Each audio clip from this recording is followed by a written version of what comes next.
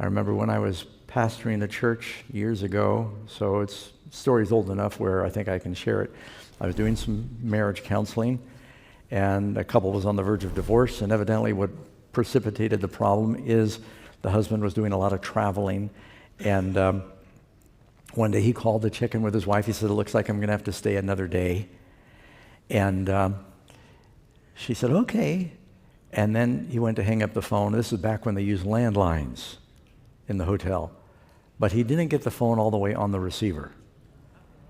And for whatever reason, she just thought something didn't sound right in his voice. And she just hung for a moment on the phone, listening and thinking, and then realized that he hadn't hung up the phone. And she heard there was someone else there in the room with him, another woman. And she heard way too much information. And when he later found out, she said, "Now, what's been going on?" "Oh, nothing." And she said, "Well, I've got a recording." "Be sure, your sin will find you out." How many of you know what these Apple tags are? Samsung makes something. We've got them. They're little buttons. They look like a little button, and it's a satellite tracker. Some people have them on their keys. Karen and I bought them when we learned about this a few years ago. We kept getting to airports and our bags didn't show up. We'd say, "Where are our bags?" And so we started putting these trackers in there, and wherever our bags go, these trackers go, and it's great. You can say, we'll be standing there at the carousel waiting for our bags to show up, and we'll say, "Well, they're out there. They are at the airport. Praise the Lord." Sometimes it's like, "Oh, they're still in Spain," and that's a bummer.